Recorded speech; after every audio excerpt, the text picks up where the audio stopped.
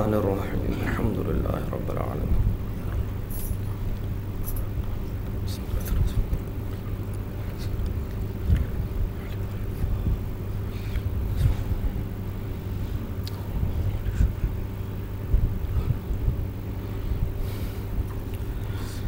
لا حول ولا قوة إلا بالله العلي العظيم حسبنا الله ونعم الوكيل نعم المولى ونعم النصير أعوذ بالله من الشيطان اللعين الرجيم بسم الله الرحمن الرحيم حمدا لك يا ذا الجود والإحسان والفضل والطول والامتنان وصلاة وسلاما على من لا ينطق عن الهوى إن هو إلا وحي يوحى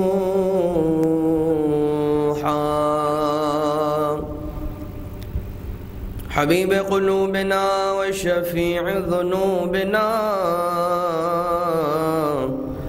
وطبيب نفوسنا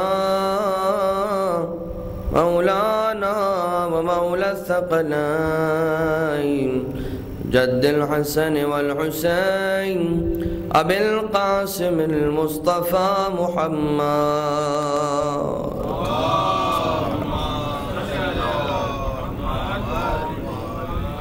وعلى آله الذين أذهب الله عنهم الرجس وطهرهم تطهيرا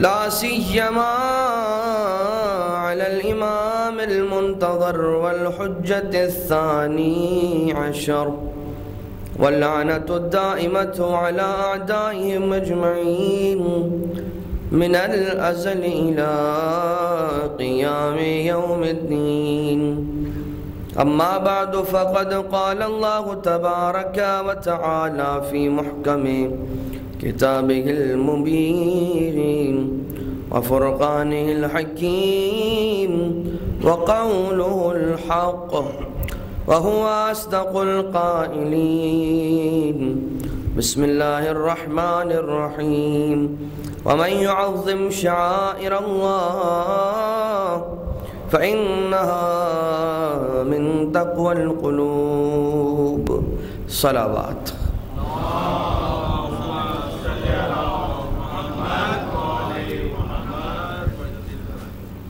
اذان محترم،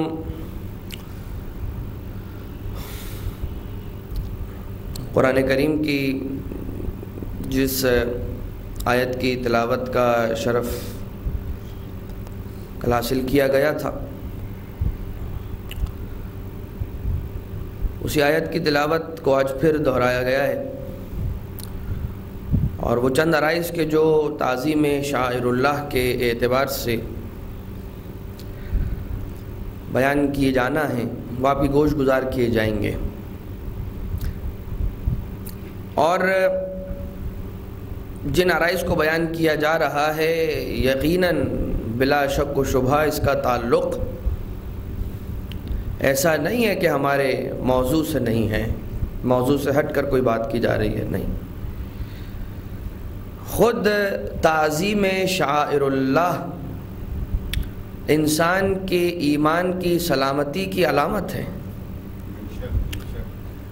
اور وہ انسان کے جو ذرا بھی اخلاق رکھتا ہے یا اپنی زندگی کو اخلاق کے سائے میں گزارتا ہے اور وہ ان تقاضوں کو بھی پورا کرتا ہے کہ جو دینی تقاضے ہیں، ایمانی تقاضے ہیں،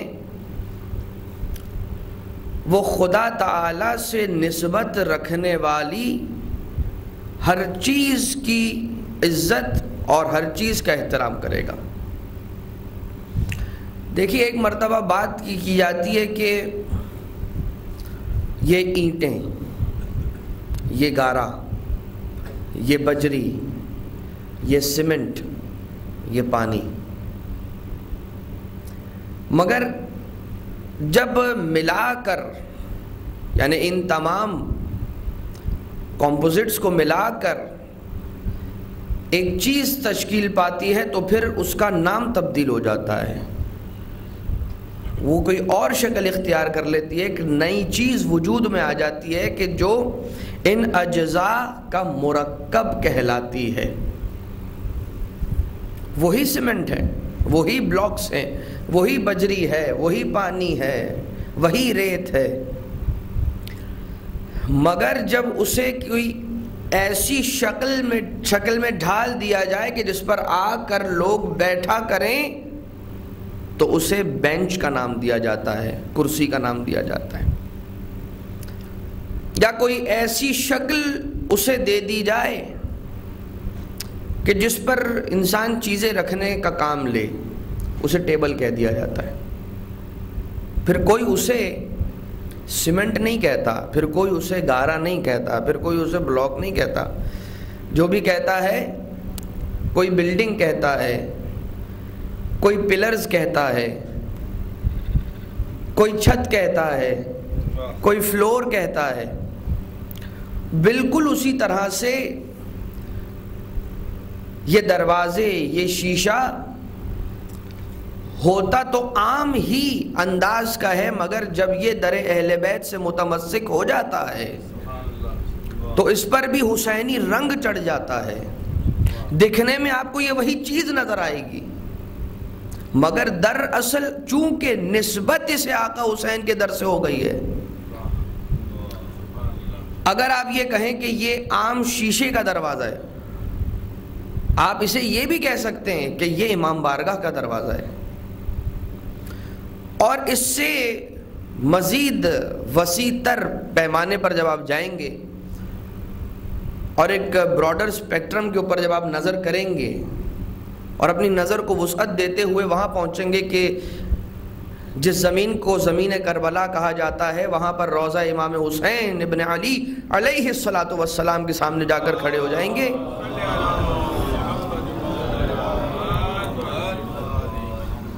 تو وہاں پر بھی جو حرم مطہر کی عمارت بنی ہوئی ہے، وہ عمارت دنیاوی چیزوں ہی کی مدد سے بنائی گئی ہے۔ وہاں پر جو ذریح مقدس نصب ہے وہ بھی چاندی اور سونے ہی کے ذریعے سے، کہ جسے عام روزمرہ زندگی میں، ڈیلی روٹین لائف میں انسان استعمال کر رہا ہوتا ہے، مگر وہ چاندی کے جو انسان اپنی روزمرہ زندگی میں استعمال کر رہا ہوتا ہے، کیا اس میں اتنی طاقت ہوتی ہے کہ کوئی اور آ کر اسے مس کر کے شفا حاصل کرنا چاہے اسے شفا مل جائے؟ نہیں، یہ امتیاز ہے اس نسبت کا، وہ نسبت کی جو نسبت جڑ چکی ہے اس ہستی سے، کہ جو ہستی اس ذریح کے اندر موجود صندوق، اس زمین کے نیچے موجود تہہ خانہ، اس تہہ خانے میں موجود ایک قبر، اس قبر کے اندر موجود وہ ہستی کے جسے حسین ابن علی کہا جاتا ہے، کہ جس کا تن اور سر جدا ہوا ہے، اور وہ اس زمین کربلا کے ایک حصے میں دفن ہے، اور اس زمین کے ایک حصے میں قبر حسین علیہ السلام کی نشاندہی کے لیے ایک ذریح کو بنایا گیا ہے، اور اس ذریح کو نسبت حاصل ہوئی ہے۔ نسبت، فقط نسبت، یعنی میں فقط بہت خیال سے کہہ رہا ہوں فقط، ورنہ نسبت فقط نہیں ہے، نسبت کی بڑی اہمیت ہے ہماری شریعت کے اندر۔ یعنی کہ وہ کرتا کہ جو حضرت یعقوب کو حضرت یوسف کا کرتا ملا، اس کرتے کو بوسے دینے کی کیا ضرورت تھی بھلا؟ وہ نسبت رکھتا تھا۔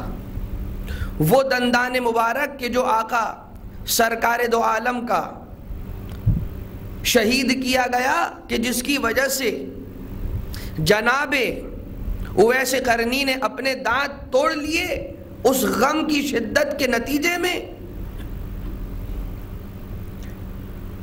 وہ نسبت رکھتے تھے، دل کا ایک تعلق تھا جناب اویس قرنی اور جناب رسالت مآب کے درمیان، وہ محبت تھی کہ جس محبت کا نتیجہ یہ تھا کہ امام صادق علیہ الصلوۃ والسلام فرماتے ہیں کہ ہمارے شیعہ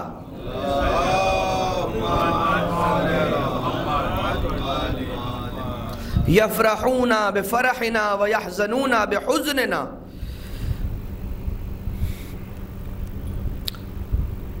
خوش ہو جاتے ہیں ہماری خوشی میں، مغموم ہو جاتے ہیں ہمارے حزن میں، ہمارے غم میں۔ وہ ہمارے شیعہ ہیں، ہمارے چاہنے والے ہیں، ہمارے ماننے والے ہیں۔ نسبت کی بڑی اہمیت ہے عزیزو۔ اگر کوئی آ کر یہ کہے کہ کیوں اس چاندی کے ٹکڑے سے اپنے آپ کو مس کر رہے ہو، کیوں اس مٹی پر اپنے گالوں کو لگا کر مس کر رہے ہو اور متبرک کرنا چاہتے ہو اپنے وجود کو، ہم کہیں گے بھیا اگر دنیا کا کوئی اور حصہ ہوتا کہ جہاں پر یہ مٹی ہوتی کبھی ہم اس سے مس نہ کرتے۔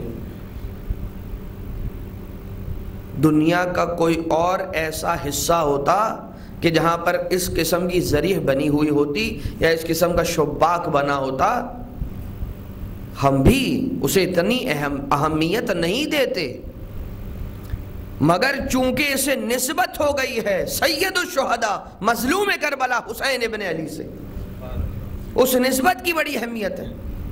دیکھیے جناب فطرس، وہ ملک کہ جو ترک اولا کا ارتکاب کرتے ہیں، اور اس کے بعد فرشتوں کے درمیان یہ اعلان ہوتا ہے کہ رسول اکرم کے یہاں پر ایک ولادت ہوئی ہے، اور جسے بھی نجات پانا ہے، نجات حاصل کرنا ہے، وہ چلے ہمارے ساتھ۔ بلکہ فطرس کو تو خاص طور سے لے کر گئے کہ ہم جا رہے ہیں رسول کو ہدیہ تبریک پیش کرنے کے لیے، مبارکباد پیش کرنے کے لیے، اے فطرس تم بھی ہمارے ساتھ ہو لو۔ اب جناب فطرس کے پاس تشریف لے گئے، جناب فطرس کو لے کر گئے آقا حسین ابن علی علیہ السلام کے پاس خانہ جناب سیدہ میں، اور وہ حسین کے جنہیں ابھی چند لحظے گزرے تھے، ابھی کچھ ہی لحظوں قبل ولادت ہوئی ہے، اور آقا حسین ابن علی علیہ السلام کو اس جھولے میں رکھا گیا ہے۔ اب کہ جب فطرس قریب آتا ہے رسول اکرم کو سلام پیش کرنے کے بعد، رسول اکرم کی خدمت میں مبارکباد پیش کرنے کے بعد اجازت طلب کرتا ہے، یا رسول خدا میرے پر جل چکے ہیں کہ جس کی بنا پر میں پرواز کرنے سے قاصر ہو چکا ہوں، مجھے شفا چاہیے، اسی لیے میں آپ کے در پر آیا ہوں۔ کہا ٹھیک ہے تمہیں شفا یہیں سے ملے گی، جاؤ اور اپنے آپ کو حسین ابن علی سے نہیں اس جھولے سے مس کر لو کہ جس میں حسین ابن علی جھول رہا ہے۔ نعرہ حیدری، نعرہ صلوات، اللہم صلی علی جس جھولے میں حسین ابن علی چند لحظے گزرے ہیں، آئے ہیں، اور ملک کو شفایابی اس جھولے سے مس کرنے کی وجہ سے آ گئی، تو جس خاک میں خون حسین ابن علی ملا ہو، جس خاک میں آقا حسین ابن علی کا خون ملا ہو، اور کس انداز سے وہ خون بہایا گیا ہو، ظلماً و عدوانا، ناحق خون بہایا گیا ہو، تو اب یہ سوچ لیجئے چند لحظے جس جھولے میں حسین ابن علی تشریف لے آئیں اور جھول لیں، اس جھولے کی اتنی اہمیت ہو جاتی ہے، جس گود میں 40 سال رسول اکرم جھولتے رہے، پروان چڑھتے رہے، اس ابو طالب کی گود کی کتنی اہمیت ہوگی علیہ الصلوۃ والسلام۔ تو نسبت ہمارے ہاں بہت امپورٹنٹ ہے، اور خاص طور سے وہ نسبت بھی اگر خدا تعالی سے لنکڈ ہو، متصل ہو۔ کوئی بھی کام انسان انجام دے اگر قربتاً اللہ کیا جاتا ہے تو پھر عبادت بنتا ہے، یعنی کہ نام خدا میں اتنی تاثیر ہے کہ جب تک نام الہی اللہ کا نام نہ لیا جائے عبادت نہ بنے. جب تک اللہ کا نام نہ لیا جائے ذبح کیے جانے والا ذبیحہ حلال نہ ہو. السلام ورحمۃ اللہ. یہ خدا تعالیٰ کے نام کی تاثیر ہے, اس نسبت کی تاثیر ہے. تو کیا کہا جائے گا؟ یہ عام لکڑیاں نہیں ہیں, یہ عام لکڑیوں کے ٹکڑے نہیں ہیں, یہ وہ دروازہ ہے کہ جو روضہ حسین ابن علی کا دروازہ ہے. یہ وہ صندوق ہے کہ جو قبر حسین ابن علی کی نشاندہی کے لیے رکھا گیا ہے. یہ وہ زری ہے کہ جو حسین کی زری ہے. یہ مجلس کی جس مجلس میں ہم اور آپ بیٹھے ہیں, اگر اسے فقط مجلس کہیے گا, اور جب بھی ہم مجلس کہتے ہیں تو یہ وہ مجلس نہیں ہوا کرتی ہے کہ جسے بیٹھک کے معنی میں لیا جاتا ہے. مجلس زبان عربی میں بیٹھک کو کہا جاتا ہے. جب یہ مجلس غم حسین علیہ السلام کی نسبت سے برپا کی جائے, مجلس حسینی ہو جائے. فرش مجلس کے لیے بچھایا جائے, فرش عزا ہو جائے. بارگاہ سجائے جائے, امام بارگاہ حسینی ہو جائے. نسبت کی بڑی اہمیت ہے.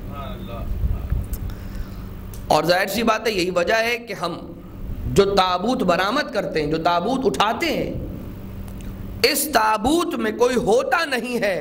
جو اس میں چیز ہے وہ نسبت ہے, جس نسبت کا احترام ہے. اس علم کو, جس علم کو ہم اٹھاتے ہیں, اس علم میں وہ نسبت ہے کہ جس کا احترام کر کے سب اسے سر جھکا کے چومتے ہیں.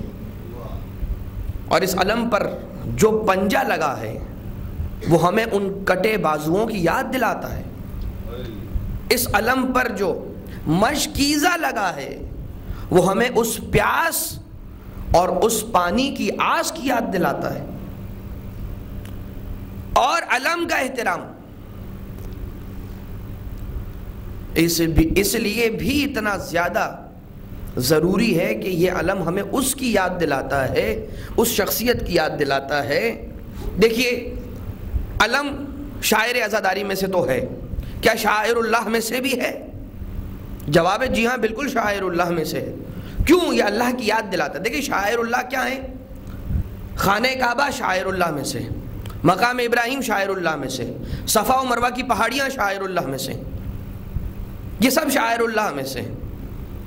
وَمَن يُعَظِّمْ شَعَائِرَ اللَّهِ فَإِنَّهَا مِن تَقْوَى الْقُلُوبِ. یہ تقویٰ کی علامت ہے کہ جو شاعر اللہ کی عزت اور شاعر اللہ کا احترام کرتا ہے, جس کے دل میں خدا کا احترام ہوگا, اب جو چیز خدا سے نسبت رکھنے لگے گی اس کا بھی وہ احترام کرنے لگے گا. بہت ہی سمپل سی بات. محبوب المحبوب محبوب, محبوب کا محبوب میرا بھی محبوب ہے. خدا تعالیٰ کے لیے حضرت ابراہیم علیہ السلام نے بے آب و گیاہ صحرا میں خدا کے حکم کی تعمیل کے لیے اپنے بیٹے اور اپنی زوجہ کو لے کر جب وہاں پر جاتے ہیں, توقف فرماتے ہیں, اور خدا تعالیٰ نے کہا کہ اب یہاں سے آگے تمہیں اکیلے ہی جانا ہے, تو وہاں پر جناب ہاجرہ اور جناب اسماعیل کو چھوڑا. اب جناب ہاجرہ نے وہ جو تک و دو کی ہے, اتنے کامل ایمان اور اتنے سلیم ایمان کے ساتھ کی ہے, خدا تعالیٰ کے نبی پر کوئی شک نہ کیا کہ ہمیں چھوڑ کر چلے گئے. نہیں,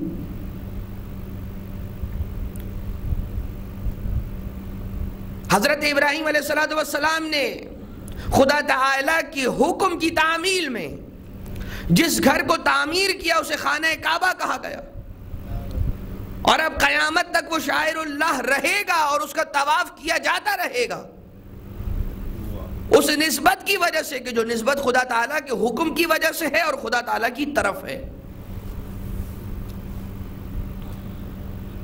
تو یہ جو علم ہے عباس علمدار کا علیہ السلام, یہ علم ہمیں یاد دلاتا ہے خدا کی, خدا کے احکامات پر عمل پیرا ہونے کی، حکم امام کو ماننے کی یاد دلاتا ہے، کیونکہ یہی وہ علم ہے کہ جسے کربلا میں اس نے اٹھایا تھا، کہ جس کی ساری زندگی کا یہ ارمان تھا کہ وہ دن کے جس دن کے لیے مجھے میرے بابا علی مرتضیٰ نے خدا سے مانگا ہے، جب وہ دن آئے تو عباس حسین کی کسی طرح سے مدد کر پائے۔ اپنا ارمان فراموش کر دیا، اپنے ارمان کو چھوڑ دیا، اپنی مراد کو آقا ابو الفضل العباس نے قربان کر دیا۔ کس بات کے سامنے؟ حکم امام علیہ السلام کی تعمیل کے سامنے۔ عباس جنگ نہیں کرنا، مصلحت خداوندی اس بات میں ہے کہ عباس جنگ نہیں کرنا، بس آقا ابو الفضل العباس علیہ السلام نے اس ارادے کو ایک لمحے کے اندر چھوڑ دیا۔ آواز قدرت آئی ہے، عباس تم نے ساری زندگی کی مراد کو زمانے کے امام حسین ابن علی کی اطاعت اور ان کے حکم کو ماننے کے لیے قربان کر دیا۔ جاؤ عباس، تمہارے دروازے کو قیامت تک کے لیے باب الحوائج، باب المراد بنا دیا۔ اب جو بھی تمہارے دروازے پر حاجت کو لے کر آئے گا، خدا تعالیٰ اسے رد نہیں کرے گا، تمہارے ہی واسطے سے پورا کرے گا۔ تمہارے دروازے کو باب المراد، باب الحوائج بنا دیا۔ تم نے اپنی حاجت کو قربان کیا حکم امام کی تعمیل کے لیے، امام حسین علیہ السلام کے حکم کو مانا۔ یہاں پر تو یہ آقا عباس علیہ السلام تھے جو نافذ البصیرہ، امام صادق علیہ السلام کے یہ الفاظ ہیں۔ امام صادق علیہ السلام نے ملقب فرمایا اس لقب سے جناب عباس علیہ السلام کو، نافذ البصیرہ، کہ بصیرت والے، نفوذ کر چکی تھی بصیرت ان کے روح میں، ان کے جسم میں، ان کے قلب میں، اور معرفت امام رکھتے تھے، اس جوہر کو رکھتے تھے اپنے دل میں کہ جو معرفت امام کا جوہر ہے۔ جانتے تھے کہ جب امام نے کہہ دیا تو پھر اس کے بعد میری کوئی مرضی نہ رہی، میری کوئی حاجت نہ رہی، اب میرا کوئی ارمان نہ رہا۔ اگر میرے جنگ کرنے سے زمانے کا امام ہی خوش نہ ہو تو پھر ایسی جنگ کا کیا فائدہ؟ مجھے تو بابا نے حسین علیہ السلام آقا کی نصرت کے لیے مانگا تھا، اب نصرت جس انداز کی وہ طلب کریں گے اس انداز کی نصرت کر کے مجھے خوش ہونا ہے۔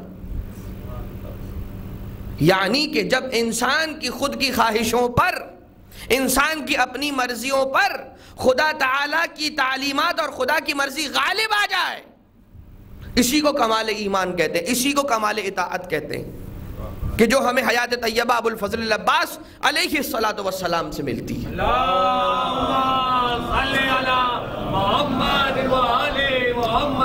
تو یہ وہ شاعر اللہ کی تعظیم ہے، یہ ہمیں خدا کی یاد دلاتا ہے۔ یہ عباس کا علم، عباس کا علم دیکھو، ان کٹے بازوؤں کو یاد کرو کہ یہ وہ ان کٹے بازوؤں کی یاد دلا رہا ہے یہ علم،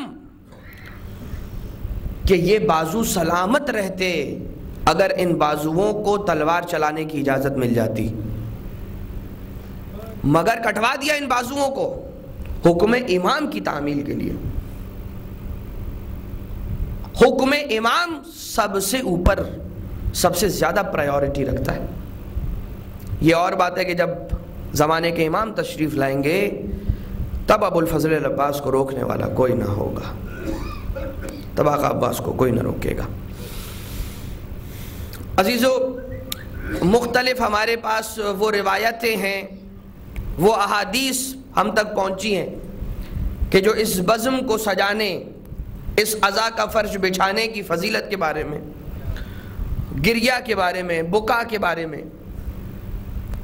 اور دیکھیے، میں پہلے عرض کر چکا ہوں کہ یہ ہمارے عنوان سے، یہ ہمارے ٹاپک سے باہر نہیں ہے، یہ بات جو کی جا رہی ہے۔ انسان کے با ایمان ہونے کی نشانی ہے غم حسین کو برپا کرنا، انسان کے دل میں تقویٰ کے وجود کی نشانی ہے علم کا احترام کرنا، انسان کے ایمان کی سلامتی کی نشانی ہے شاعر عزاداری اور شاعر حسینیہ اور شاعر اللہ کا احترام کرنا۔ امام جعفر صادق علیہ السلام یہ فرماتے ہیں،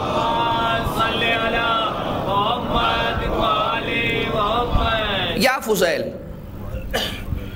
اتجلسون وتحدثون، اے فضیل، جو کہ آپ کے ایک صحابی ہیں جن سے ہم تک بہت سی امام علیہ السلام کی روایتیں پہنچی ہیں، اے فضیل یہ بتاؤ کہ کیا تم تجلسون مجلس برپا کرتے ہو اور تحدثون ہماری حدیثوں کو بیان کرتے ہو؟ جناب فضیل کہتے ہیں نعم یا ابن رسول اللہ جعلت فداکا،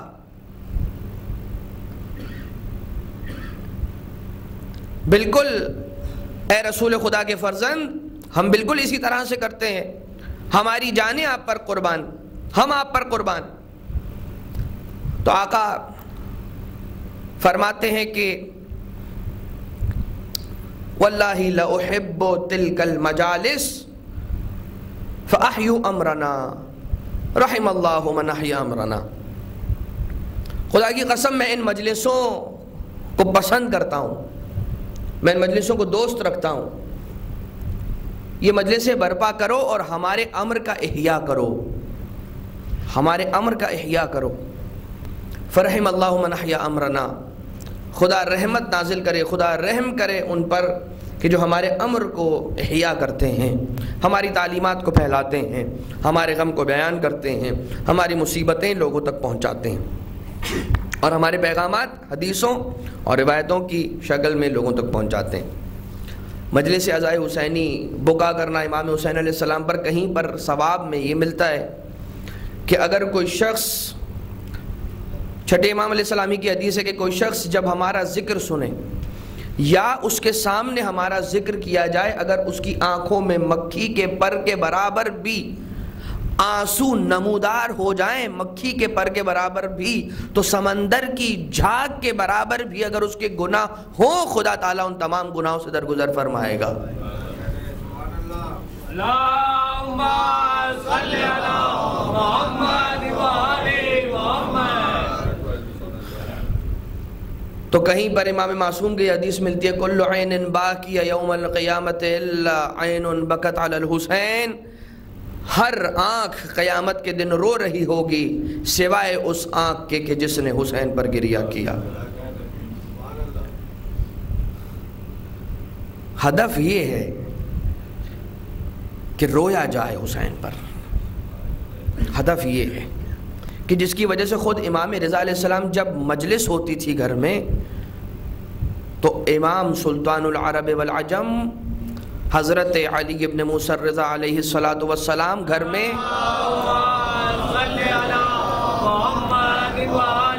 خود عزا کا فرش بچھاتے تھے، دھریاں بچھایا کرتے تھے، خود آقا۔ اصحاب آگے بڑھتے ہیں، چاہنے والے آگے بڑھتے ہیں، آقا آپ رہنے دیجئے، ہم ہیں موجود ہیں آپ کے خادم۔ آقا کہتے ہیں رک جاؤ، تم جانتے ہو اس فرش پر آ کر کون کون بیٹھنے والا ہے؟ ادراک ضروری ہے۔ انسان اسی بات کی فضیلت کا اقرار کرتا ہے کہ جس بات کو فضیلت جانے، جس بات کو فضیلت مانے۔ اگر وہ خود اسے مانتا نہیں ہے تو پھر وہ کیسے اس کا اعتراف کرے گا؟ ختمی مرتبت حضرت محمد مصطفیٰ صلی اللہ علیہ وآلہ وسلم،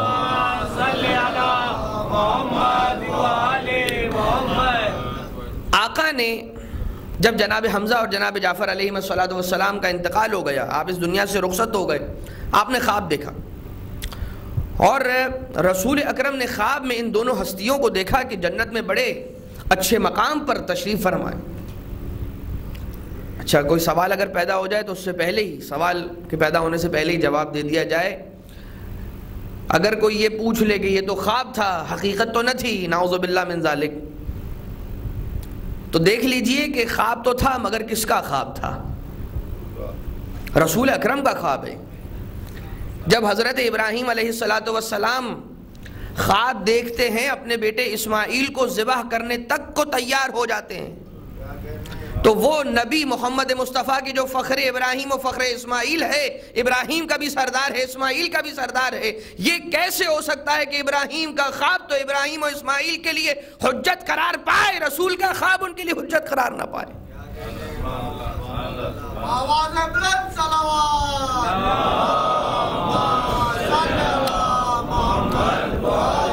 میں دیکھا. اور نبی کے خواب کی بات اور ہوتی ہے، ہم اور آپ جو امتی ہوتے ہیں ان کی بات اور ہوتی ہے. ہماری ہر جگہ پر غلطی ہوتی ہی یہ ہے، ہم اپنی روش کو کمپیئر کرنے کی کوشش کرتے ہیں ائمہ معصومین کی روش کے ساتھ. ہم محتاج ہیں، ہم فقیر ہیں، وہ مستغنی ہیں، وہ بے نیاز ہیں. جب فقیر بے نیاز کے ساتھ اپنے آپ کو کمپیئر کرنے کی کوشش کرے گا تو پھر کنفیوژن کریٹ ہوگا. تو آقا اور غلام کا کیا تقابل، مستغنی اور فقیر اور محتاج کا کیا تقابل آپس میں. تو خواب میں دیکھا، خود ختمی مرتبت بھی دیکھ رہے ہیں کہ دونوں ہستیاں تشریف لائی ہیں اور جنت کے اس مقام پر ہیں. رسول خدا نے سوال کیا، یا حمزہ یا جعفر علیکما من السلام، تم دونوں پر میرا سلام ہو. یہ بتاؤ کہ خدا تعالیٰ کی بارگاہ میں جانے کے بعد تم نے وہ کون سی چیزوں کو پایا، درک کیا کہ جو خدا تعالیٰ کی خوشنودی کا سبب تھیں. ایک مرتبہ فرمایا بِأَبِي أَنْتَ وَأُمِّي یا رسول اللہ، ہم آپ پر قربان، ہماری جانیں آپ پر قربان، ہمارے والدین آپ پر قربان. یا رسول اللہ اذن دیجئے تو پھر ہم کلام کریں. سوال رسول کا ہے، اب جواب ان دونوں نے دینا ہے، مگر جب تک اذن نہیں ملے گا تب تک یہ رسول کے سامنے نہیں کہیں گے. تو رسول اکرم نے اذن عطا فرمایا. جناب جعفر اور جناب حمزہ ایک مرتبہ گویا ہوئے. جناب حمزہ نے فرمایا 3 چیزیں ہیں یا رسول خدا کہ جب ہم یہاں پر آئے تو خدا تعالی، ہم نے یہ پایا کہ خدا تعالیٰ 3 چیزوں کو اور 3 افعال کو بہت زیادہ پسند کرتا ہے. نمبر 1 الصلاۃ علیک یا رسول اللہ، آپ پر درود بھیجنا اے رسول خدا.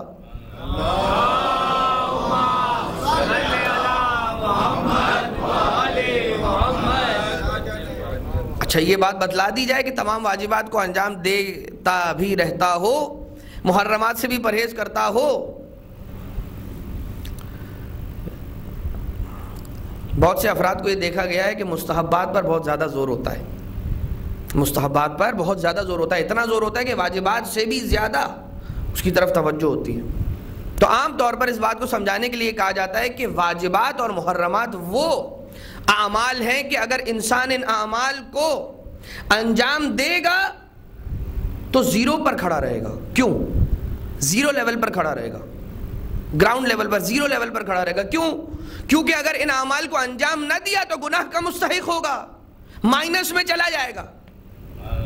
اگر انجام دیتا رہے گا تو زیرو لیول پر، گراؤنڈ لیول پر کھڑا رہے گا. جب ان محرمات سے بچتا رہے گا، واجبات کو انجام دیتا رہے گا اور اس کے بعد مستحبات کو انجام دینا شروع کرے گا تو پھر وہ منزل آئے گی کہ پھر پلس میں جاتا رہے گا. کچھ شک و شبہ کی گنجائش تو نہیں ہے نا؟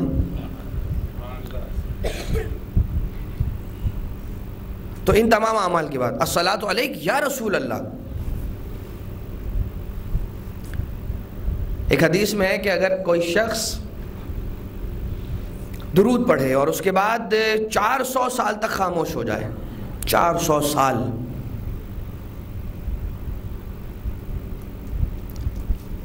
اور 400 سال گزرنے کے بعد وہ 400 سال کے جن 400 سالوں سے پہلے ایک بار درود پڑھا ہے اور ان 400 سال اس نے خاموشی کو اختیار کیا تھا اور کچھ نہیں کہا تھا،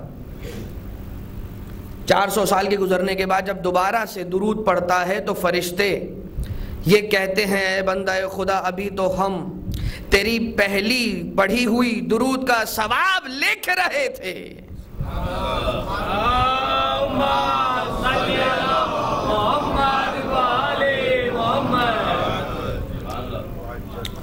یہ رسول پر درود کا ثواب ہے. آقا سرکار دو عالم تشریف لے آتے معراج پر. روح الحیات کہ جو اردو ترجمہ ہے عربی کتاب عین الحیات کا، علامہ شیخ محمد باقر مجلسی رحمۃ اللہ تعالی علیہ، اس کتاب میں رقم طراز ہیں. ایک حدیث میں لکھتے ہیں کہ رسول اکرم جب تشریف لے گئے تھے معراج پر تو وہاں پر کسی ایک آسمان پر، غالباً چوتھے آسمان پر، ایک ملک سے ملاقات ہوئی اور اس ملک کی کیفیت یہ تھی کہ اس کے ہزاروں ہاتھ تھے، ہر ہاتھ میں ہزاروں ہتھیلیاں تھیں، ہر ہتھیلی میں ہزاروں انگلیاں تھیں، ہر انگلی میں صدیوں ہنڈریڈز آف پورز تھے، پور تھے، بہت سارے پور. اور وہ خدا کے رسول کی خدمت میں آنے کے بعد، سلام پیش کرنے کے بعد خدا کی رسول کی خدمت میں یہ عرض کرتا ہے، یا رسول خدا، مجھے خدا نے دنیا کے اندر موجود اشیاء کی گنتی پر مامور کیا ہے. دنیا کے اندر جتنے بھی اناج کے دانے ہیں ان کا گننا، ان کا شمار کرنا، یہ میرا فرض ہے، یہ میری ڈیوٹی ہے. بارش کے قطرے ابتدائی خلقت خدا سے قیامت تک کتنے قطرے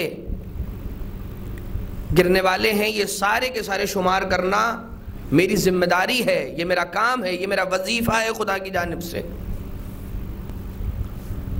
کائنات کے موجود ذروں، پھلوں، اناج کے دانوں وغیرہ وغیرہ، ان تمام کو شمار کرنا یہ میری ڈیوٹی ہے.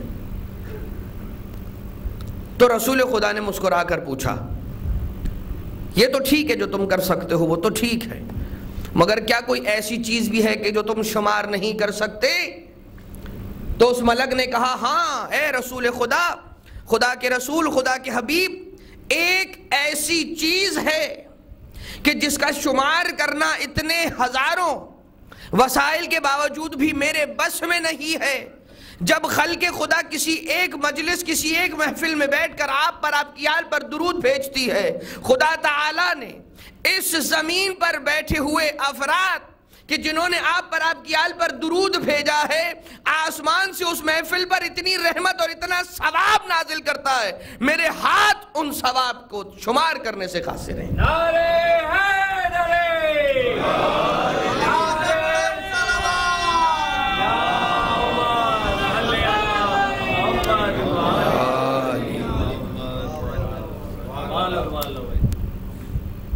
درود کنز اسرار الہی ہے عزیزو، کنز اسرار الہی.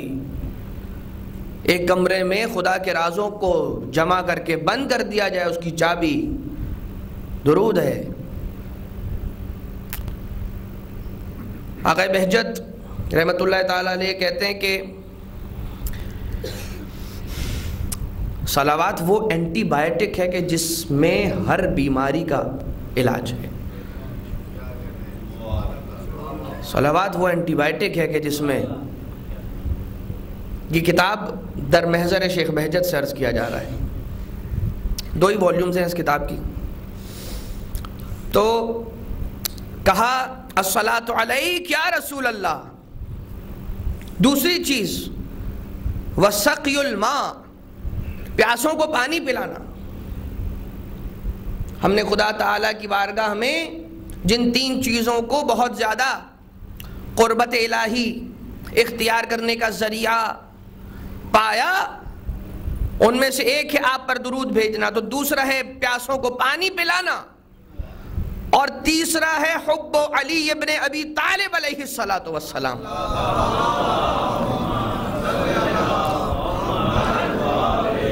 عزیزو، یہ بات بیان اس لیے کی گئی، یہ حدیث بیان اس لیے کی گئی، یہ واقعہ بیان اس لیے کیا گیا کہ دیکھ لیجئے یہ تینوں چیزیں وہ ہیں کہ جو ہمارے یہاں مجلس عزا میں آ کر جمع ہو جاتی ہیں. کس طرح سے ہمارے یہاں جب عزا کا فرش بچھایا جاتا ہے، جب نام رسول آتا ہے، ہم صلوات پڑھتے ہیں، پیاسوں کو پانی پلانے کے لیے سبیل لگاتے ہیں، علی ابن ابی طالب کا نام آتا ہے تو نعرہ حیدری یا علی لگا کر اپنی محبت علی کا اعلان کر دیتے ہیں.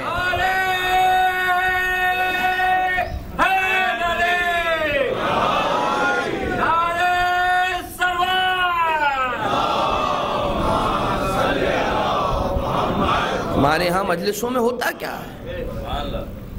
تینوں چیزیں ہمارے ہاں مجلس عزا میں آ کر جمع ہو جاتی ہیں، ہمارے مجلس عزا میں آ کر جمع ہو جاتی ہیں. تو کبھی یہ کہا جاتا ہے کہ چلے ایک حدیث ذہن میں آ گئی، یہ بھی سنتے چلیں. اب کہاں بار بار اس انداز کی گفتگو کرنے کا موقع ملتا ہے. چونکہ بہرحال جو ممبر پر آتے ہیں ان کی بہت سی ذمہ داریاں ہوتی ہیں. ولایت کا نور انسان کے دل میں روشن بھی رہے اور اس کے آتوں اور اس کے اعضاء و جوارے سے اعمال نیک بھی انجام پاتے رہیں، تب اس کی زندگی ایمان و اخلاق کے سائے میں گزرتی ہے. نہ فقط و فقط اعمال بغیر حب علی، اور نہ فقط علی کی محبت بدون اعمال. بیلنسڈ لائف اگر گزارنا چاہتے ہو،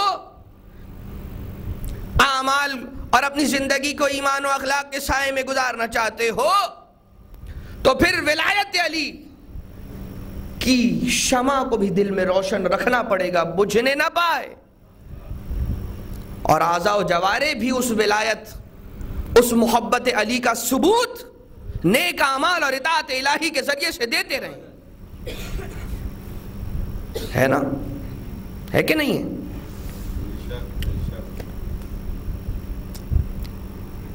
مولا کائنات نے فرمایا کہ لو ضربت بسیفی ھذا لضربت خیشوم المؤمن. مولا کائنات خود فرما رہے ہیں. اب ذرا محبت علی بزبان علی سن لیجئے. لو ضربت خیشوم المؤمن بسیفی ھذا الا ان یبغضنی ما ابغضنی ولو سببت الدنیا بجماتها علی المنافق الا ان یحبنی ما حبنی. اگر میں اپنی اسی تلوار سے مومن کی ناک کو قلم کر دوں تاکہ وہ مجھ سے بغض رکھنے لگے، وہ کبھی مجھ سے بغض نہ رکھے گا. وَسَبَبْتُ الدُّنْيَا بِجَمَّاتِهَا عَلَى الْمُنَافِقِ أَلَا أَن يُحِبَّنِي مَا أَحَبَّنِي. اگر دنیا کی ساری نعمتوں کو منافق کے قدموں میں لا کر ڈال دوں اس لیے کہ وہ مجھ سے محبت کرنے لگے، وہ مجھ سے کبھی محبت کرے گا نہیں، مجھ سے بغض کو چھوڑے گا نہیں. وَذَلِكَ لِأَنَّهُ قُضِيَ عَلَى لِسَانِ النَّبِيِّ الْأُمِّي. اور یہ اس لیے ہے کہ طے پا چکا ہے زبان رسول امی کے ذریعے سے، یا علی انہو قال، اس اعتبار سے کہ فرمایا رسول اکرم نے، یا علی لا یحبک الا المؤمن ولا یبغضک الا المنافق.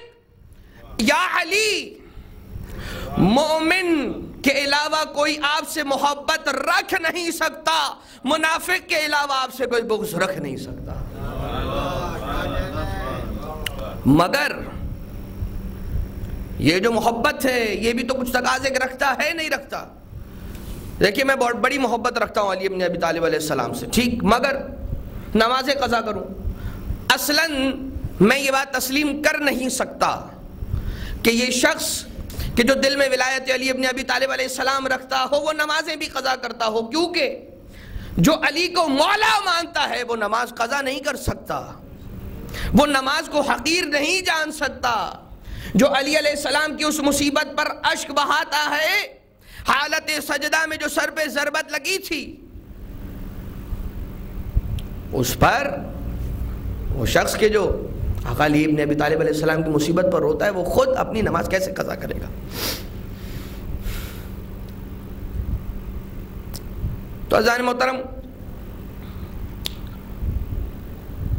لا یحبک الا مؤمن ولا یبغضک الا منافق. یہ بات میرے خیال سے ایک جگہ پر بیان ہو چکی ہے، مگر چونکہ بہت سارے نئے افراد اس وقت سامنے بیٹھے ہوئے ہیں یہاں پر بیان کرنا مناسب سمجھ رہا ہوں. ایک برادر کے گھر پر مجلس تھی، وہاں پر یہ نقطہ آ گیا تھا، اور بات یہ تھی کہ ہم دیکھتے ہیں کہ دیکھتے ہی دیکھتے دوستوں میں ہمارے دوست، ہمارے اعزہ، ہمارے اقربا بہت سارے ایسے ہوتے ہیں اچانک صحیح راستے پر ہوتے ہیں، مولا کائنات علیہ السلام کی محبت کو دل میں لیے ہوئے ہوتے ہیں، مگر بہت سی بار نہ جانے وہ کون سے واقعات ان کے ساتھ پیش آتے ہیں، اچانک ان کا راستہ تبدیل ہو جاتا ہے کہ جس کے بعد ان کے ذہنوں میں خود ایسے سوالات آنا شروع ہو جاتے ہیں کہ جو اس بات پر دلالت کر رہے ہوتے ہیں کہ کچھ گڑبڑ ہے. کیوں ہوتا ہے؟ ایک کتاب ہے لکل شیء علامہ، اور اس کتاب کے اندر امام صادق علیہ الصلوۃ والسلام کی حدیث کے مطابق بہت سارے گناہ ایسے ہیں کہ جن گناہوں کا اثر ہوتا ہے. ہر گناہ یوں ہی نہیں آتا، اپنے ساتھ ایک اثر لے کر آتا ہے.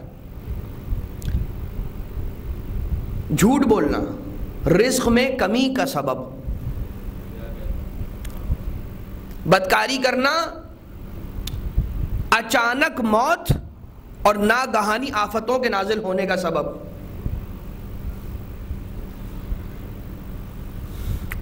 اور مال حلال کا کھانا یا سود کا کھانا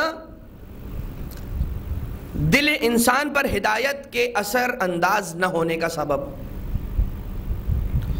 اسی انداز سے گانوں کا سننا، وہ گانے سننا کہ جو حرام ہیں، اس کا اثر یہ ہے اس کا کہ انسان کے دل میں نفاق آ جاتا ہے. انسان کی صفت منافقت کی طرف مائل ہو جاتی ہے، اور اس کے دل میں کچھ ہوتا ہے، اس کی زبان پر کچھ ہوتا ہے. اور ابھی ہم نے سنا کہ جو منافق ہوگا اس کے دل میں علی ابن ابی طالب کی محبت نہیں ہوگی. یہ نفاق ہم نے خود اپنے گناہوں سے پیدا کیا. جب ہماری روح ناپاک ہو گئی، جب ہمارا دل ناپاک ہو گیا، تو جس دل میں علی ابن ابی طالب علیہ الصلوۃ والسلام نے آ کر، جس دل میں محبت علی ابن ابی طالب علیہ الصلوۃ والسلام نے آ کر رہنا تھا، وہ دل پاک ہی نہیں تھا. بڑی ہم نے فضیلتیں سنی مجلس میں، بہت ہمارا دل مسرور ہوا، مگر بالکل ویسا ہی ہوا ہمارے ساتھ. دریا کنارے گئے، پیاسے لوٹ کر آ گئے. کیوں؟ ہم دکان پر تو گئے تھے خریدنے کے لیے مال، مگر اس نے کہا sorry you are not eligible to buy this product. کیوں؟ کیونکہ آپ کے پاس وہ دل نہیں ہے کہ جس دل میں حب علی جاگزیں ہو سکے. جس گھر میں انسان خود رہتا ہے اس گھر کو پاک صاف رکھتا ہے یا نہیں رکھتا؟ تو جس دل میں علی کی محبت رکھنا چاہتا ہے اس دل کو بھی تو پاک رکھنے کی فکر کرنا ہے. اور یہ جو علی کی ولایت کی شمع ہے، کیوں اس کی اتنی زیادہ فضیلت ہے اور کیوں اس پر اتنا زیادہ زور دیا جاتا ہے کہ جب سننے والا یہ سنے گا کہ آقا علی مرتضیٰ علیہ السلام نماز میں اس طرح سے رویا کرتے تھے تہجد کے وقت کہ جس طرح سے سانپ کا ڈسا ہوا رویا کرتا ہے، تو کم سے کم وہ کہ جس سے انسان محبت رکھتا ہے علی ابن ابی طالب کی ذات علیہ السلام، کم سے کم اگر اس انداز سے نہیں رو سکتا، کم سے کم اگر نماز میں نہیں رو سکتا، کم سے کم خوف خدا سے اگر نہیں رو سکتا، تو کوشش تو کرے گا. 11 نہیں تو 3 تو پڑھے گا. 11 نہیں تو 3 تو پڑھے گا.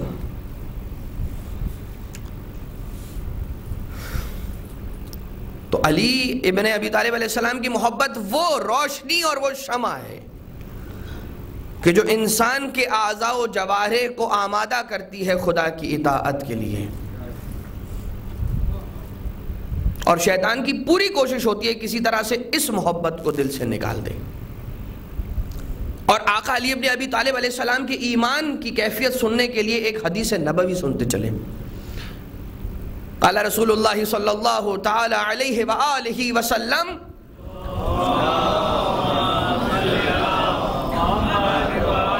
لو ان السماوات والارضین وضعتا فی کفۃ، اگر زمین و آسمان ترازو کے ایک پلڑے پر رکھ دیے جائے، دنیا میں موجود زمین و آسمان ترازو کے ایک پلڑے پر رکھ دیا جائے، وَإِيمَانُ عَلِيٍّ فِي كَفَّةٍ لَرَجَحَ ایمان علی، ان دونوں پلڑوں میں سے وہ پلڑا کہ جس پلڑے پر ایمان علی ابن ابی طالب موجود ہے وہ پلڑا بھاری قرار پائے گا. اور اس لیے کہ علی ابن ابی طالب علیہ السلام گھر میں ہو یا میدان میں ہو، ہر عمل خدا کی خوشنودی حاصل کرنے کے لیے ہوتا ہے. اب چاہے نماز پڑھیں تو بھی قربتاً اللہ، تلوار چلائیں تو بھی قربتاً اللہ. یہی تو وجہ ہے کہ علی ابن ابی طالب علیہ السلام کی تلوار نہیں چلتی اس پر کہ جس کی نسل میں 70 پشتوں تک کوئی ایک مومن بھی آنے والا ہو. آقا علی ابن ابی طالب اتنا خیال، اتنا محتاط انداز میں تلوار چلا رہے ہیں کہ 70 نسلوں تک نگاہ فرما رہے ہیں، ایک مومن بھی آ رہا ہو تو اسے چھوڑ دے رہے ہیں، اسے معاف کر رہے ہیں. تو کہیں پہ علی ابن ابی طالب علیہ السلام کی تلوار کی کاٹ کی عدالت دیکھیے. نجف اشرف میں ایک دور میں ایک ظالم و جابر بادشاہ تھا، مرہ بن قیس. دراصل وہ نجف اشرف میں تو نہ تھا، مگر جب اس کے دربار میں وہ ظالم و جابر بادشاہ ہے، دربار میں یہ بتایا جا رہا تھا علی ابن ابی طالب علیہ السلام اور ان جیسے شجاع و پہلوانوں کے قصے سنائے جا رہے تھے، تو وزیروں میں سے، اس کے وزراء میں سے ایک وزیر نے آقا علی مرتضیٰ کی شجاعت کا ذکر کیا اور کہا ہے مرہ بن قیس تو کیا باتیں کر رہا ہے؟ ایک پہلوان ایسا گزرا ہے تاریخ میں کہ جس نے نہ جانے تیرے کتنے آبا و اجداد کو قتل کیا ہے، واصل جہنم کیا ہے. کہا یہ کون ہے، کہاں ہے؟ بتایا نجف اشرف میں ان کی قبر ہے. کہا کہ لشکر کو تیار کیا جائے.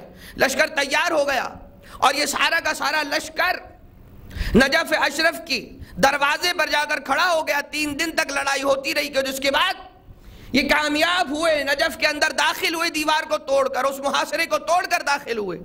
جب نجف اشرف میں پہنچ گئے تو سارا لشکر ایک طرف آپس میں لڑ رہا تھا، نبردآزماں تھا. مرہ بن قیس کے جو تیش میں تھا اور انتقام کی آگ اس کے سینے میں جل رہی تھی، تلوار کو نکالا. علی ابن ابی طالب علیہ السلام کی زری کے سامنے جا کر، اس وقت زری تو نہ تھی، ایک صندوق تھا، لکڑی کا صندوق، تلوار کو نکال کر جب نازیبا الفاظ اہانت امیر المومنین میں بولے اور تلوار نکالنے کے بعد اس صندوق پر حملہ کیا کہ جس سے صندوق دو پارا ہو گیا، تو 2 انگلیاں برآمد ہوتی ہیں، مرہ بن قیس کو 2 ٹکڑے کر دیتی ہیں، وہ وہیں واصل جہنم ہو جاتا ہے. مگر اب لوگ پریشان ہیں، یہ مرہ بن قیس اکیلے آئے تھے یہاں پر، ان کو مارا کس نے ہے؟ اس کو واصل جہنم کیا کس نے؟ بلایا گیا، کسی کو سمجھ نہ آیا، 2 ٹکڑے پڑے ہوئے. ایک مرتبہ ایک بزرگ عالم کو بلایا، کہا ہمیں تو سمجھ نہیں آ رہا، آپ کے پاس جدی پشتی تجربہ ہے، آپ آئیے اور اس معمے کا حل بتائیے. وہ آتے اور آنے کے بعد دیکھا، صورتحال کا جائزہ لینے کے بعد کہا مجھے ترازو لا کر دیا جائے، مجھے میزان لا کر دیا جائے. میزان لایا گیا. کہا اس کے جو 2 کٹے ہوئے ٹکڑے ہیں جسم کے، دونوں کو ایک ایک پلڑے پر رکھ دو. جب دونوں کو ترازو کے پلڑے پر رکھا گیا، ترازو کو اٹھایا گیا، دونوں پلڑے برابر کے وزن کے تھے. یہ بزرگ ایک مرتبہ کہہ اٹھے، تاریخ میں، تاریخ اسلام میں، تاریخ شجاعت میں کوئی ایسا شخص علی ابن ابی طالب کے علاوہ نہ گزرا کہ جس کی کاٹ میں اتنی عدالت ہو کہ جب کسی کو 2 ٹکڑے کر دے، دونوں ٹکڑوں کے وزن میں کوئی فرق نہ ہو.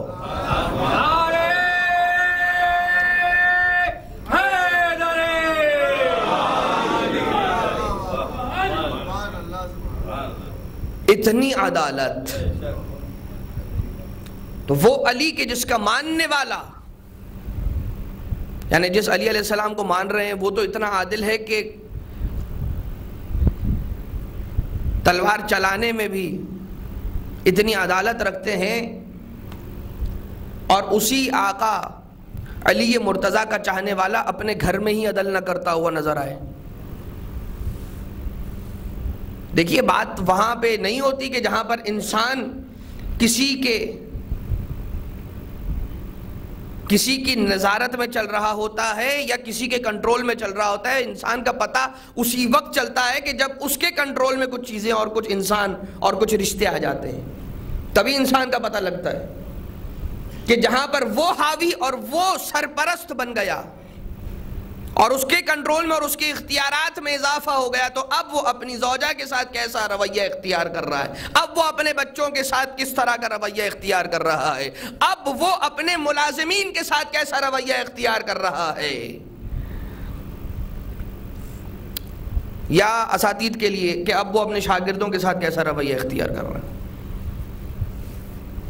مگر عزیزان محترم، کچھ ایسے بھی ہمارے پاس تھے کہ جو اتنے مختار، اتنے صاحب اختیار تھے، مگر جتنے صاحب اختیار تھے اتنے ہی زیادہ غریب بھی تھے۔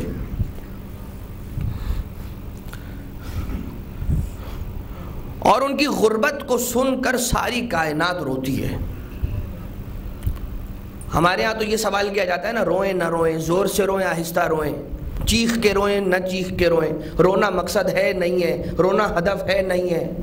40 دن تک آقا حسین کی شہادت کے بعد آسمان نے خون رویا ہے، 40 دن تک آقا حسین علیہ السلام کی شہادت کے بعد زمین نے سیاہی کو اگلا ہے، 40 دن تک آقا حسین کی شہادت کے بعد درختوں نے گریہ کیا، پتھروں سے خون اگلتا رہا، کربلا سے لے کر بیت المقدس تک کوئی ایسا پتھر، کوئی ایسا کنکر، کوئی ایسا پہاڑ نہ تھا کہ جہاں سے خون نہ نکلا ہو۔ آقا حسین پر رونے والے ہر کوئی روئے، مگر وہ چھوٹی بچی کے جو حسین کی یتیمہ ہے اسے رونے نہ دیا گیا۔ اور جب بھی وہ بچی رونا چاہتی ہے، کبھی شمر آگے بڑھ کر تعزیہ نہ مارتا ہے، کبھی تھماچے مارے جاتے ہیں، کبھی گوشواروں کو چھینا جاتا ہے۔ حد یہ ہے آقا سید سجاد کہ جو یتیم ہو چکے ہیں، بابا کو رونا چاہتے ہیں، ذرا آرام کرنا چاہتے ہیں، آقا کی پشت سے بستر کو کھینچ لیا جاتا ہے۔ جناب سکینہ کے چند جملے مصائب کے پڑھنا چاہ رہا ہوں۔ نہیں معلوم وہ مجلس کے جہاں پر خود جناب سیدہ آتی ہوں، جناب سیدہ کے سامنے انہی کی مصیبت، انہی کے گھر کی مصیبت کو کیسے انسان پڑھ سکتا ہے۔ ہماری وہ آنکھیں نہیں ہیں، اگر انسان کو خدا تعالیٰ دل کی آنکھیں دے دے تو اس کا کلیجہ منہ کو آ جائے، اس کا کلیجہ پھٹ جائے، اس کی روح پرواز کر جائے اگر اہل بیت کا گریہ کوئی دیکھ لے۔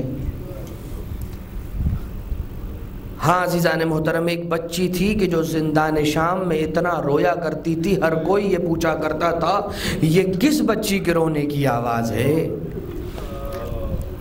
وہ افراد کے جو دور دراز علاقوں سے شام آیا کرتے تھے، وہ وزراء کے جو روم سے آیا کرتے تھے، وہ وزراء کے جو نہ جانے کن کن ممالک سے آیا کرتے تھے، اس بچی کی دردناک صدائے گریہ کو سن کر تڑپ جاتے تھے۔ یزید سے، شمر سے پوچھنے پر مجبور ہو جاتے تھے، بتا یہ تیرے قید خانے میں ہے کون کہ جو راتوں کو اتنا بآواز بلند گریہ کر رہا ہوتا ہے۔ کہا یہ وہ ہے کہ جو تیرے نبی کے نواسے کا خانہ وعدہ ہے۔ ایک عیسائی نے آ کر کہا کہ ہمارے پاس حضرت عیسیٰ علیہ السلام کا وہ ایک بال ہے کہ جو ان سے منسوب کیا جاتا ہے، ہم ہر سال اس بال کی زیارت کرواتے ہیں۔ کہیں پر یہ ملتا ہے کہ ان کے جوتوں کا ایک تسمہ ہے کہ ہم اس کا اتنا احترام کرتے ہیں کہ ہر سال اس کے سامنے جھکتے ہیں، احترام سے سر جھکاتے ہیں۔ اے یزید، تجھے کیا ہو گیا؟ جس رسول کا کلمہ پڑھتا ہے اسی رسول کی حال کو بے مکنا و چادر کوفہ و شام میں در در پھراتا جاتا ہے۔ جناب سکینہ وہ تھی کہ جنہیں اپنے بابا کے سینے کے علاوہ کہیں نیند نہیں آتی تھی۔ شہزادی سکینہ وقت رخصت بابا سے کیا کہا تھا؟ بابا چند لمحے اپنے سینے پر سکینہ کو سلا لو بابا۔ مگر وہ ملاقات سکینہ کی اپنے بابا حسین سے آخری ملاقات تھی۔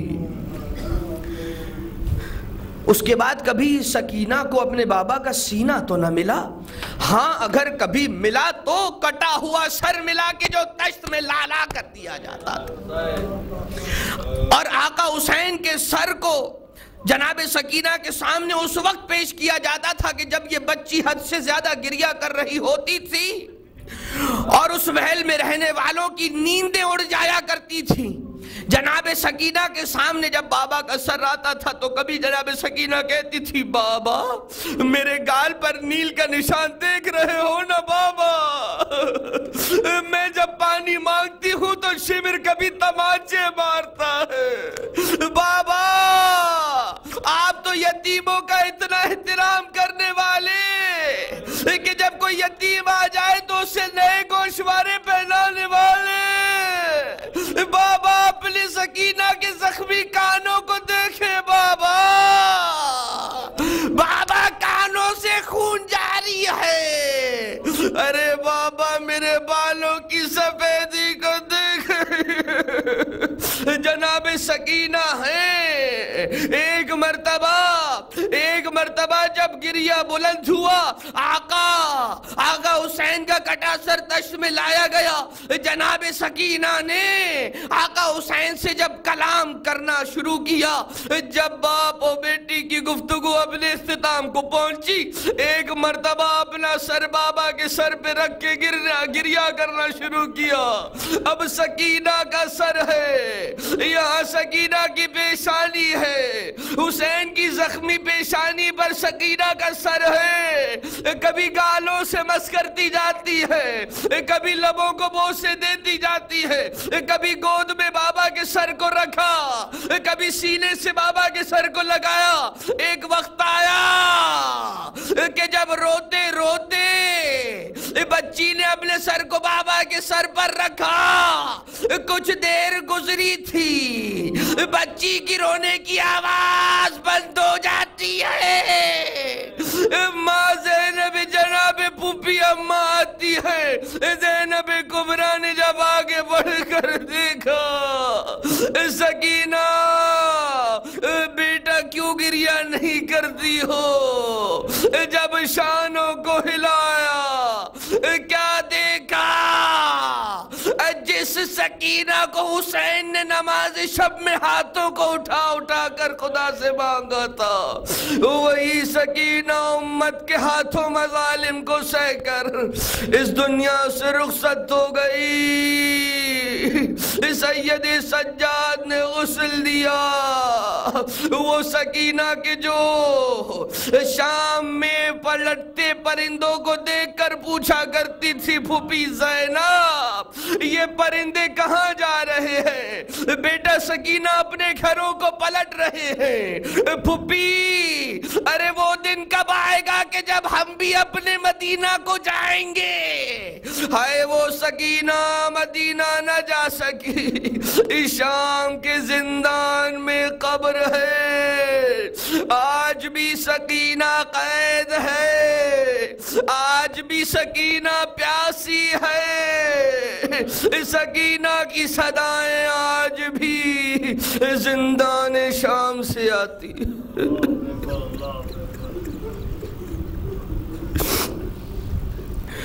الا ولعنۃ اللہ علی القوم الظالمین وسيعلم الذین ظلموا أي منقلب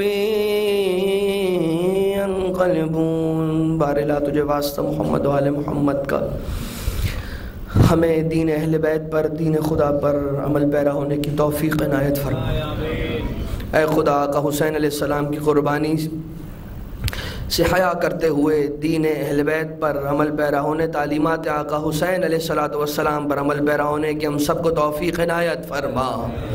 جو مریض ہیں ان تمام کی شفایابی فرما، مشکلات میں مبتلا مومنین مومنات کی مشکلات کو حل فرما۔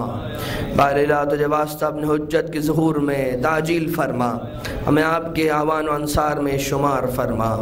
ربنا تقبل منا انک انت السمیع العلیم۔ سورہ فاتحہ و نماز وحشت کی التماس سے مرحوم سید انور حسین ابن اختر حسین بسم اللہ الرحمن الرحیم الحمد للہ رب العالمین الرحمن الرحیم مالک یوم الدین ایاک نعبد و ایاک نستعین اهدنا الصراط المستقیم صراط الذین انعمت علیہم غیر المغضوب علیہم ولا الضالین۔ ماتم حسین۔